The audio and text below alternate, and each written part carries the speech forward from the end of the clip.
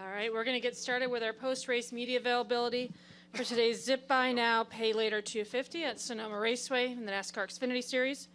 We're joined by our race winner, Shane Van Gisbergen, driver of the number 97 Colleague Racing Chevrolet. He is our back-to-back winner here in the Xfinity Series, Portland last week and then now here at Sonoma. We're going to go ahead and open up to questions for Shane. If you have a question, please raise your hand and we'll get a wireless microphone to you. I'm going to start with Holly up here and then we'll go over to Cameron. Thanks. Congratulations. It looks like you're getting the hang of this. Yeah, thanks. If you could just talk about kind of the, having to go for it at the end of the race there, and you guys were strong cars, and, just kind of your vibe out of the race. Yeah, it was, as I sort of predicted, even though we were the fastest car, really, it's still never easy here, and every race I've been in is an adventure in NASCAR. Like, you're back and forth throughout the field, and obviously we stayed out on the stages, and that put us back in traffic when the next stage started. So, yeah, I guess we're in that position now when we just keep going for points. And, yeah, had to make some moves through the field, had some really awesome racing with people, and a lot of fun doing it. And then that last restart, I was just making a hole no matter what. And, yeah, felt like a pretty cool move, and hopefully it was good to watch. But, yeah, that was just hard racing, so pretty stoked to come away with it and to see again how much it meant to everyone. And half the team was missing last week. The pit crew guys and spotters were in Gateway, so to get one this week with them and share that moment, was it's really cool. We're going to go to Cameron, then we'll go to Bob in the back, and then Tom. Cameron Richardson, NASCAR.com. Shane, given what happened at COTA with Austin, was it just fair game, whatever happened on that final restart? 100%. We'll go to Bob in the back, then Tom, and then Steven. Bob Parker, Fox Sports. Yeah, too. So if Austin the next time says he needs a hole, make it like, is that fair game? I don't know. I hate racing and thinking like that, but to me, we're both taking a race win off each other now. It's, yeah, I don't know. I didn't go into the corner planning to take him out. Like, I wasn't going to hit him off the track, but I was going to try past him, and I did everything he could. And when he kept choosing the left on restarts, I thought, oh, that's surprising, because, I chose the left on the first restart and it was a mistake. And if I had the opportunity again, I would have chosen the right every time. So as soon as he chose the left, I knew, okay, this is a good opportunity to hang around the outside and force my way on to the inside at turn 2, and like, I didn't take him out properly, I just made a hole and got through. So, yeah. And on your celebration, are you aiming for anybody with the kick, or are you like, can you take me and you looking for any sort of height or distance, or are you just kicking it and wherever it lands, it lands? I'm just again happy it went pretty far then, but someone forgot to put air in it, so kind of collapsed against my foot a bit. But yeah, just lucky to, special to win a couple of races again, and especially WeatherTech, they've committed so much to me this year, and to share this with them and build up myself in America. And then today, there's so many Kiwi flags and New Zealand flags. It's really cool to meet so many people from New Zealand and also Australia supporting us. And, there's the two guys in supercars as well getting huge support here. It's really special to see how much everyone's sort of getting behind this. And, yeah, it feels really cool. We'll go to Tom, and they'll go up front to Steven. Tom Zaleski, Iron County Today. Hi, Shane. Backstory. Is there any backstory with the rugby ball, and did you celebrate with it in Portland last week? Yep. And how much is the game part of your roots? Yeah, so they said at the start of the year I got to come up with something for a win. Like, Daniel's got the piñata, and Ross smashes the watermelon and wastes a good watermelon. But it's, he eats it, I guess. But, yeah, had to come up with something, and, yeah. I grew up with rugby. I love the sport, love the All Blacks, always support my country. So to have a rugby ball with New Zealand on it, that means a lot to me. And, yeah, I don't know how often I'm going to be able to kick them into the crowd. But, yeah, hopefully we need to keep getting some rugby balls. It's pretty cool. Yeah, we did it last week, yeah. Go to Steven and then Mitch. Steven, sunfronters.com. Shane, towards the second half of the race, there was the issue of the volts, there was the issue of the front end. There's also the miscue to not short pit the second stage. Just, even with all the, things that could have gone wrong, just, how much does it say about you and this team that you guys were able to, overcome all that and, still make it look relatively easy at the end? Yeah, so the voltage was my fault. We have sort of 8 switches in a row with the brake fans and stuff, and I've just flicked them all up, and the 8th switch is the alternator. So that was my fault, thinking they all had to be up, and then luckily I caught it before the car started missing and dying, and as soon as I flipped the switch the other way, it was fine. But yeah, just it's cool like how hard everyone battles. The spotters are so positive. Bruce is so positive about it, and telling me to get a good restart in 2 weeks in a row. So yeah, it's cool. It's cool atmosphere in the team. You can go to the far left to Mitch, and then we'll go to the right to Kevin. Hey mate. Congratulations. Well Thanks. done. You talked about the support from back home today and with the guys that are racing here tomorrow with Will and Cam. Can you just speak to your thoughts and feelings about you've essentially laid the groundwork for those guys and Brody to get their opportunities over here as well?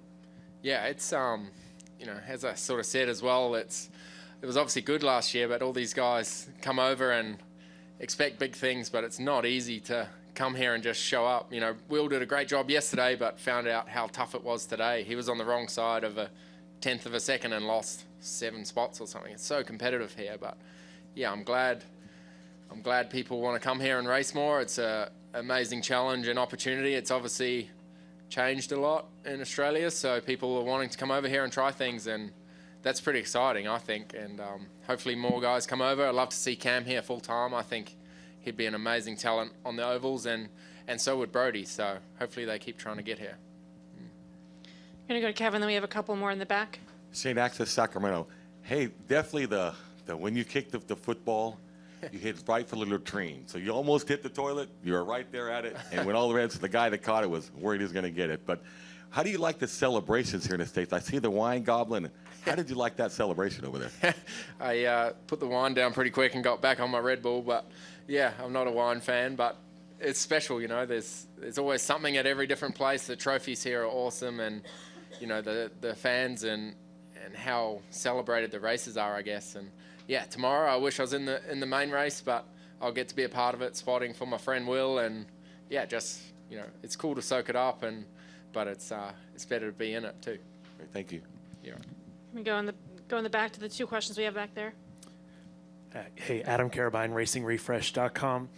I just wanted to ask you a little bit. Your pole lap was about half a second faster than the rest of the field, and yet you didn't necessarily dominate this race. You had some adversity that you kind of had to overcome to take the victory. Maybe you can speak to just that and what it's like knowing you can overcome some of these obstacles along the way.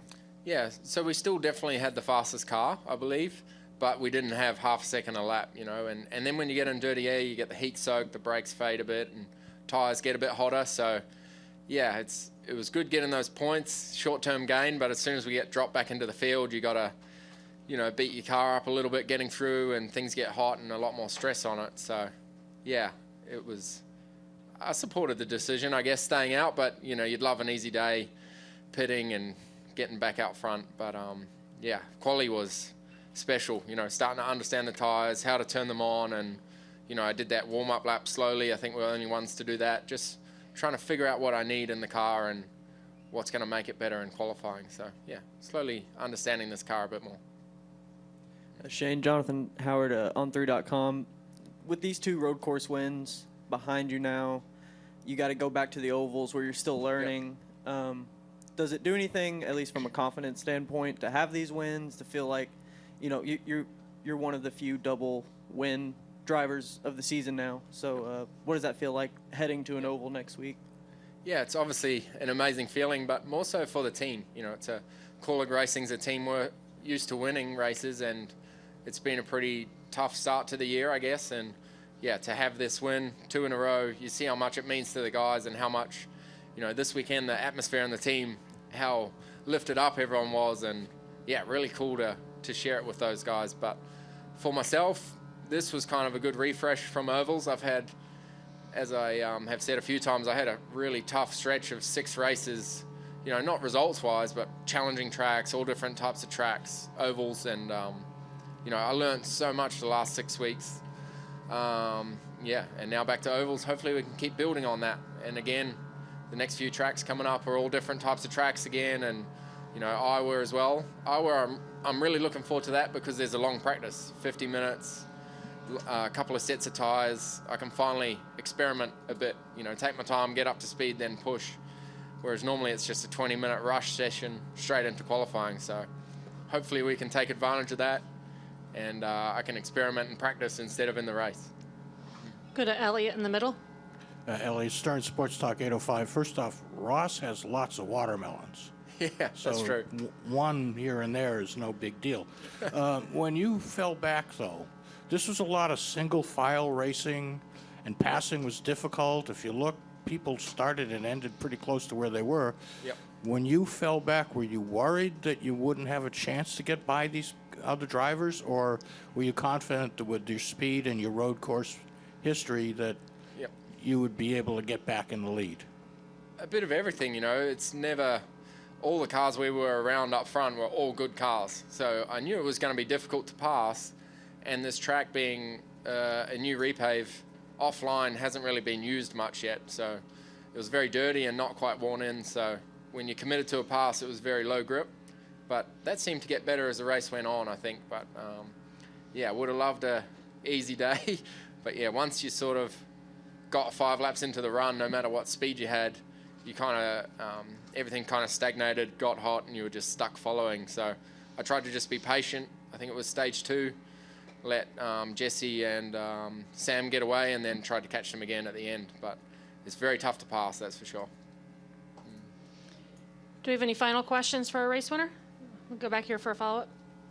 Hey, Shane, you said now that you're locked in the playoffs. Yep. Now, what are you going to do in the ovals? Is there something now you can maybe take a little chance on? Or something you're learning now that you can take more chances on, or how do you go with that? No, it's just more time. I need to get better. There's some very tricky ovals in the playoffs, and I just need to keep getting better, keep understanding, and obviously, seeing where AJ's at, we all need to make the cars better too. So I need to focus on what I need and keep leaning on AJ, leaning on Josh, and trying to match myself against those guys. Particularly in qualifying, I'm always qualifying 30th or something. It's hard doing one lap and trying to get that. So that's probably my weakness, and then I just build up through the race, get better and better. So now that I'm locked in, the points don't matter as much. I can afford to take more risk, but whether that plays out or not, I don't know. Cool. Anything final for Shane? All right, Shane, congratulations. Thanks, guys.